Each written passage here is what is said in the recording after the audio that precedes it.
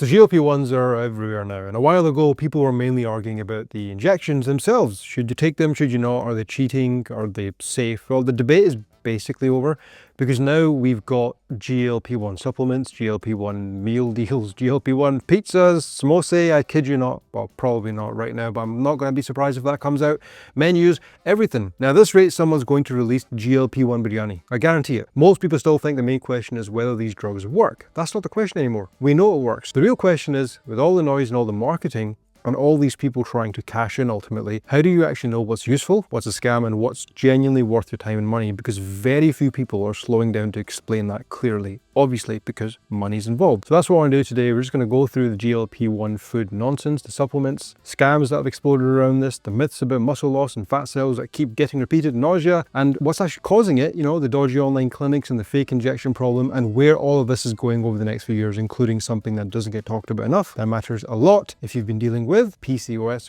or similar issues, right? So let's dive straight into it. Now, the GLP-1 food scam, you've probably already seen it. Food's being marketed as GLP-1 friendly, restaurants making special GLP-1 menu items. I kid you not, I've been seeing this online. Supermarkets pushing high protein ready meals with a shiny little label on the front like it was designed by a team of scientists in a secret underground lab. When you actually look at it, most of the time, it's just normal food. Trendy label on the front, because ultimately that's what it's all about, right? I mean, that's it. That's the magic. Nothing special, nothing new, just marketing wearing a stethoscope almost, right? Now, to be fair, if someone is on a GLP-1, yes, protein matters, fiber matters, we know this. Yes, smaller portions may suit all of them, and all of that's true, but that does not mean a pizza suddenly becomes some kind of medical meal because someone printed GLP-1 friendly on the box. It's still pizza. Could some of these products help certain people a little bit? You know, maybe if someone is like overwhelmed, eating less, and a ready meal helps them get in more protein, like fair enough. I know some of you probably disagree. I'm not going to pretend every convenience meal is evil. If your entire diet becomes GLP-1 bars, shakes, meals, snacks, all you've done is swap one crunch for another. Different packaging, same problem. And here's the thing though, the food industry knows exactly what it's doing. For decades, the food environment was designed to make overeating easy. You know, bigger portions, more palatable flavors, tastes, textures, more processed food that's easy to eat and hard to stop eating. Then these drugs come in and start pushing back against all of that. So what does big food do? They don't go, wow, maybe we should, you know, help people learn how to cook. No, they go, right, let's kind of put our own spin on this and let's sell them GLP-1 food instead. Same game, different packaging, and we're going to see a lot more of it. It's not going away anytime soon. And the supplement world is no different either. In fact, this is the one that annoys me the most, because the supplement industry wasted absolutely no time. The second GLP-1s became a big topic, they smelled money. Now, suddenly everything is a GLP-1 booster, powders, you know, pills, capsules, herbs, mystery blends, hunger blocking formulas, things with names that sound like they were invented by a man in a blazer. But here's what they're banking on you not knowing. Your body already makes GLP-1 naturally. But you didn't know that, right? That's a key point people keep missing. The reason the actual medications are powerful is because they're made to stay in your body much longer and work much harder than what your body produces on its own. The version your body makes naturally gets broken down and disappears very quickly. So even if some supplement nudges that up by a tiny amount, that's not the same thing as what's in an injection. You are not getting Ozempic in a gummy bear. Now, just because something has a small effect on your blood sugar does not mean it belongs in the same conversation as GLP-1 medication. They're completely different things. Now, there are supplements that actually might be useful for someone on a GLP-1, yes, but they're the boring ones, right? A protein supplement, obviously, I speak about this all the time. If your appetite is low and you're struggling to eat enough protein, fiber if your digestion slows down or you're not getting enough from food,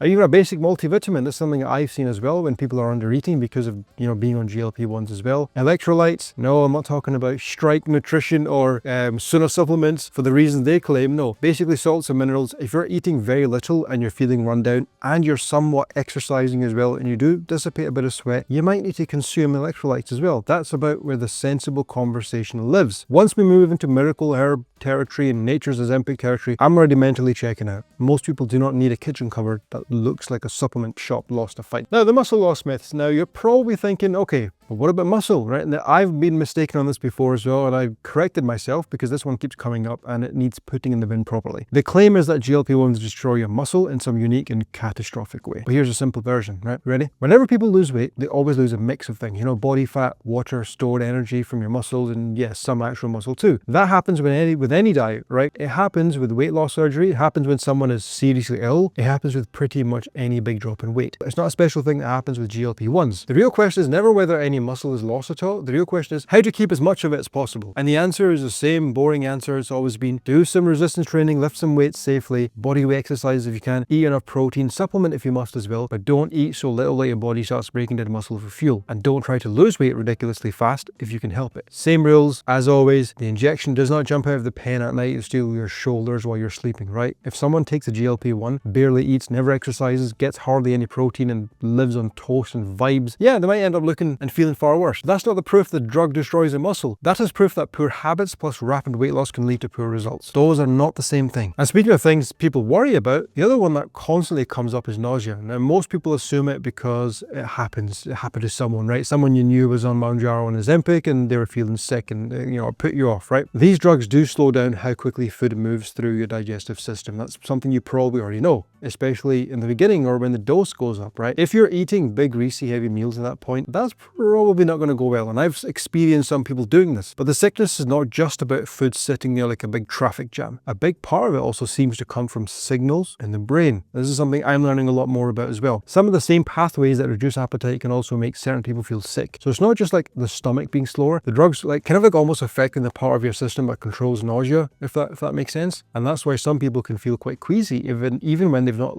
had much to eat. Now, what actually helps? Smaller meals, less greasy food, especially at the start, and not treating your first week in a GLP-1 as the ideal moment to test like a double burger and chips, right? Start lighter, smaller, let your body settle. There's so much we don't know about it yet. Most people find they can handle more over time, but being sensible in those first few weeks is far more useful than trying to prove you can eat normally on day 3 and then wondering where your stomach is planning revenge. But that's not even the most serious part. You see, this is where it genuinely gets worrying. Some online prescribing services are fine. Some are not. I've had some people block me because I've spoken bad about their practices, right? The problem is that as more money pours into the space, the companies involved start caring less about the patient and more about the profit. But you already knew that. Once big investors get involved and companies start chasing growth, proper care can quietly get pushed to the back. Oh, what do you do then? Right? Doctors prescribing too quickly, not checking if you're a suitable candidate, no real follow-up after you start, no proper advice on what to eat, no checking whether someone has a complicated relationship with food that could make this whole thing dangerous. No proper look at your medical history, just a slick website, a few quick questions, a discount code bloody hell, and a pen arriving at your door. That is not proper care. That is a sales funnel wearing scrubs. People dealing with their weight deserve proper support, not a quick online checkout process. Now, the medication itself can be very useful, but if you give it out carelessly, check very little, explain even less, and then disappear, you're not helping someone with their health. You just want their money, right? And you know that. Now, linked to that, you may have heard the term compounded GLP-1s and wondered what that bloody means. Here's a simple version. When these drugs run short and people couldn't get a hold of them easily, some pharmacies were actually allowed through loopholes in the rules to make their own versions of the same ingredient. So instead of the official, properly tested product from the original manufacturer, other places were mixing their own versions and putting it in vials. Yeah,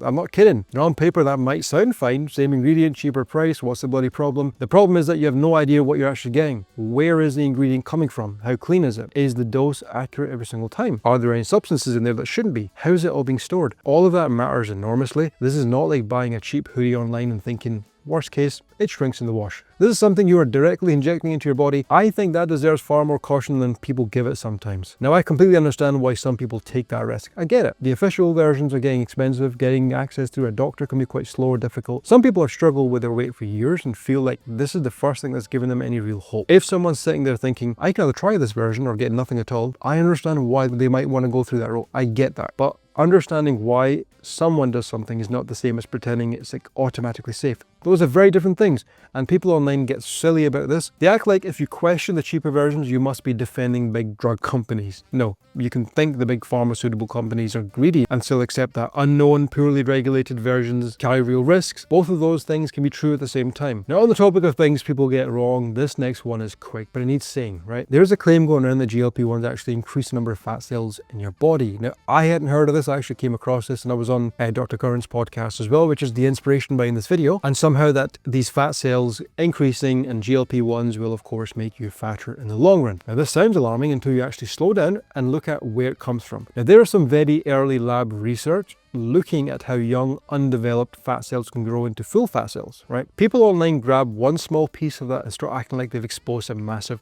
hidden scandal. Here's what they're missing. Having healthy fat cells is not actually a bad thing, right? Fat cells exist for a reason. Their job is to store energy safely. If your body is storing energy properly in fat tissue rather than places it shouldn't be, like around your organs or in your liver, that is actually bad for your health. In your blood, for example, that's how we get diabetes. So even if there were tiny effects seen in lab studies on cells, that's completely different from proving any real harmful effect in actual people living normal lives. What people are doing is they're taking a tiny early science finding and turning it into like a bloody horror film trailer, right? And they pick on it. Add some panic, add some confidence, and a ring light. Suddenly you've got a health expert on TikTok. And while people are busy panicking about things that aren't really real, here's a bit most people aren't talking about properly: the next generation of these drugs. There are new variations coming. The reason the interest is so high is simple. The amount of weight people are losing in early studies looks extremely impressive. We're talking about results starting to get close to what you'd see after weight loss surgery. I think that's a pretty big deal. If you look at how these treatments have moved forward over time, basic lifestyle changes helped some people, but the results were often modest. Older medications push things a bit further. Semaglutide, the drug in Ozempic and Wegovy, was a major step forward. Tirzepatide, the drug in Mounjaro, push things even further, and now the next round of drugs is asking, what happens if we push further still?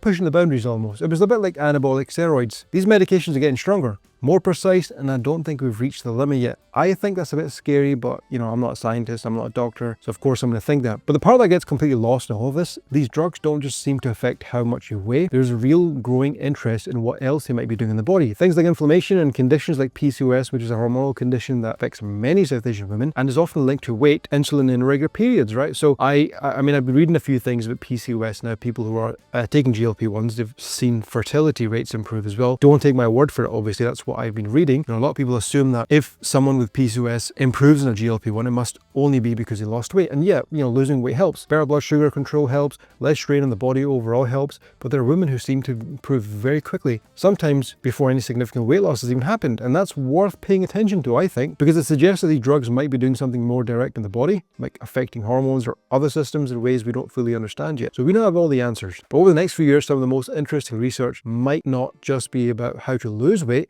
It might be about all the other ways drugs could help people and who benefits most. And I know I sound like I'm peddling drugs and I'm supporting the big companies, but I think it's important that you have a bit of awareness, because you'll be seeing a lot of this on social media over the next couple of months and years. And that brings me to something closer to home. I want to talk about this because I already know exactly how it goes in a lot of households. Someone starts a GLP-1, they eat less, the family notices, and the comments start, why are you eating so little? That can't be good for you. Have a bit more. Just one more roti. You've barely eaten. And before you know it, some relative with absolutely no qualifications beyond just being loud and annoying is delivering a full medical opinion over the dinner table. We've all got that one family member, right? Now this matters more than people realize, because when your appetite's changing, that kind of pressure from people around you can make you feel guilty for doing the very thing that's actually helping you. So if you're on one of these medications, or even just thinking about it, obviously speak to your doctor first, but you do not need everyone around you to understand it for it to still be the right decision for you. You do not need to force yourself to eat more just to make other people more comfortable. And you absolutely do not need health advice from someone whose entire approach to nutrition is based on emotion, family habit, and someone who doesn't actually look after themselves in the first place. Now, what's the actual takeaway from all of this? GLP-1s are real, they work, they're going to become even more common. The food industry is already adapting, the supplement industry is milking this for every penny it can. Online prescribing is going to get messier before it gets better. Scams are going to grow, marketing will grow, confusion of course is going to grow, and your job is to stay calm and think clearly. That's a tough ask. Not everything with a GLP-1 label is useful. Not every criticism of these drugs is fair or based on facts. Not every cheaper version is safe. Not every supplement is worth buying. And not every person speaking confidently about this online actually understands what they're talking about. I might change some of my opinions down the line when I read more, if there's more compelling research that comes out. The smart approach is still the boring approach. Get proper medical guidance, do some resistance training, eat enough protein, keep fiber in your diet. Yeah, I know, stuff you already know. Stay hydrated, pay attention to side effects, don't treat the medication like it's magic, and don't fall for the label logic. You shouldn't underestimate how big a shift this actually is either, because whether you love these drugs, hate them, or still feel unsure about them, GLP-1s are now a real and permanent part of how we approach weight loss and obesity. That's not changing. Pretending otherwise is just denial, right? And we've had to obviously consider this within our own client base as well. We have to learn a lot about them because some of our clients are on GLP-1s as well. That's it for this one. So hopefully that helped. These drugs are a tool, a powerful one, not a miracle, not the devil, a tool. Use it properly and it can help a lot. Use it badly and you can still create problems. And please, the next time you see a GLP-1 friendly pizza, just remember It's a load of utter nonsense. And I promise you now, take my word for it, we're not far away from seeing GLP-1 Samosi. Speak to you guys soon.